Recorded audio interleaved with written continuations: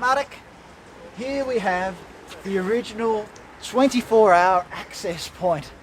Slightly low tech. You have to lodge by 4 p.m. So, how customer centric would that be? Well, on the other hand, it's accessible 24/7. The challenge, I think, is here that you can't put anything very big in there.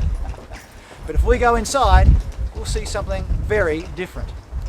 Hi, it's Ian from the Postal Hub podcast. And Marek from Last Mile Experts. And we are the Last Mile Prophets. This is the last word on the last mile.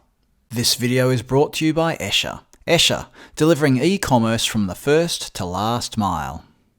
Marek, we are here at Austrian Post, Post Office of the Future. It's an interesting 24-hour access part of a post office. You can probably see the parcel lockers that are either side of us. Behind us, Marek, is a particularly interesting part where customers can assess and drop off their parcels. I think it's very interesting. Let's talk about it. We can compare this super high-tech approach to some other options we've seen, but it's really great to see this and watch this space for the end of this videocast because we're going to have some interesting information. So, parcels being dropped off by consumers behind us, parcels being collected from 1,000 parcel lockers here. It's inside a post office, believe it or not. So, Marek, we might cut to some video right now and then after that, us having a chat. From the outside, it looks like a regular post office. But once you get through those sliding doors, you realise that there's so much more to it, including all those parcel lockers and that self-service area.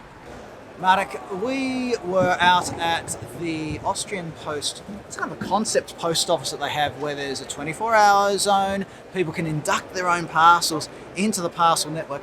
And I thought it was really interesting to see how we saw this, the parcel lockers that were there and people inducting their own parcels into the system. What stood out for you when we were there watching people lodge their own parcels into the system?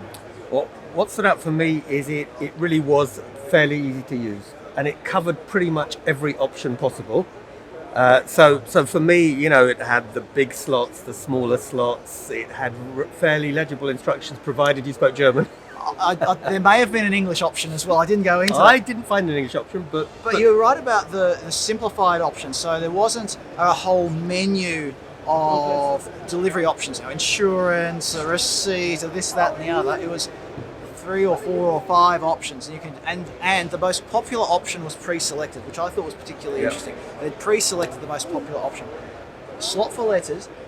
Did you think it was, on the whole, an intuitive sort of system that you or I could walk up to and assuming it's in English, of course, more or less work it out?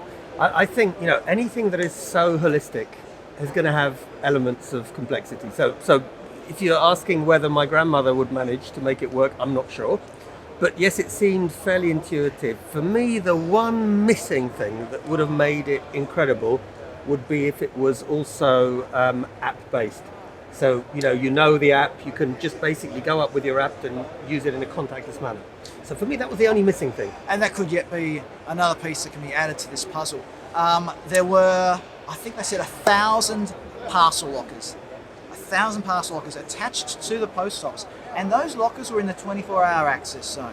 So I don't know if that was really obvious from the video that we showed before, that they could basically draw a curtain. It's not a real curtain, right? It's a wall basically to seal off that 24-hour zone. So that outside of post office operating hours, there was the self-induct part for parcels as well as the parcel locker. So it's in effect a self-serve post office 24 hours a day. So it's a bit like banks do, where they close off the part with the automatic teller machine. Yeah. I thought it was pretty cool, and I think actually, if you look at it, it wasn't in one sort of element. There were several elements of these parcel lockers, but probably remember we had this "How long is my locker" competition. I'm not sure if they wouldn't have won it because there were an awful lot of slots. Doors. That's a big installation. There were a few other elements to this post office which I quite liked. There was an ATM at the entrance. There was a photocopying machine. Photocopying machines used to be very popular in the post office world. I think they're of diminishing importance, but still, there's clearly still a need for a post office machine, a photocopying machine. And there was a a bank branch, Yep. which an interesting one. Also, let's just quickly talk about this. They've partnered with A1. A1's the major telecom operator in Austria, and they've got a shop inside a shop. Did you notice that? The shop inside a I shop? did notice, and I think what's cool about that, it makes the post office relevant. It's banking services. Let's be honest, mobile phones now are very important to people. Yeah. So it's about solving your most important sort of issues. That the bank will sort out all your financial issues. You've got all of your e-commerce parcel issues, and if for any reason your mobile phone isn't working, you've got a mobile phone. Get a new mobile phone. You can choose your plan. There was the whole suite of services there relating to mobile phones.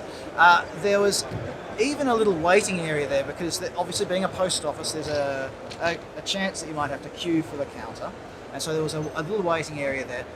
I think, with my post office hat on, Marek, that if you had another iteration of that post office, like a smaller version of the post office, you might end up losing that waiting area. But it was interesting also to see how they've got all their retail stock set up around the post office. So those of you who are post office nerds like me will have a look at the various bits and pieces. And they had a packing area. Did you notice that? They did. There was a desk with the packing. Another thing, I don't know if I took a photo or any video of inside showing the counter setup, but for a decent sized post office, it didn't have a huge counter. You might have expected, as Marek was just saying, you might have had 5 serving positions once upon a time, and we probably had 2, maybe 3 serving positions, plus 4 self-induct, self-service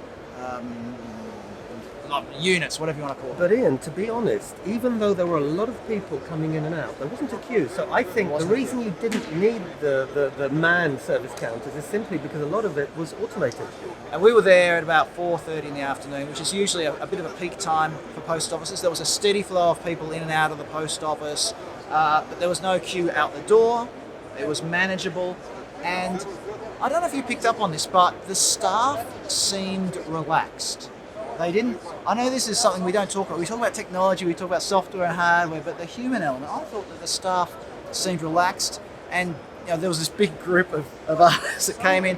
They weren't freaking out. I thought it was, on the whole, they had a good atmosphere about it too. Ian, to be fair, this is their sort of prototype pilot outfit, so probably they've got selected staff there. Although yes, I agree, they were relaxed. The atmosphere was great. From the customer experience perspective, it was probably as good as it gets. Now, one last thing, because I think we might be about out of time. The 24-hour access zone is popular out of hours, they told us, and they can get quite a lot of parcels lodged over the weekend. Now, those parcels go through a chute, and they're basically collected on the Monday morning. I think that's something that, as parcel volumes continue to increase, you might even look at getting a Saturday pickup and a Sunday pickup. I mean, there might already be a Saturday pickup there. I didn't ask about that, but you get a Sunday pickup as well, just to clear out those parcels, because you can't really, if you come in on a Monday morning and that back area is full of parcels, well, that's extra work, and you've got to clear it in order to be able to access everything else that's in the back office. If you take a leaf out of the book of the commercial carriers, so InPost now operates 7 days a week. They have 5 runs per day picking up parcels. So that's where it's going to be going, I think. So there you have it. That's our thoughts on the post office of the future, let's call it, that Austrian Post has got here in Vienna. Very interesting concept. Comment below. Let us know what you think about it, what you reckon that could be done better. Marek, thanks for joining us on The Last Mile Profits today. Thank you, Ian. Thank you, everybody. This video was brought to you by Escher. Escher, delivering e-commerce from the first to last mile.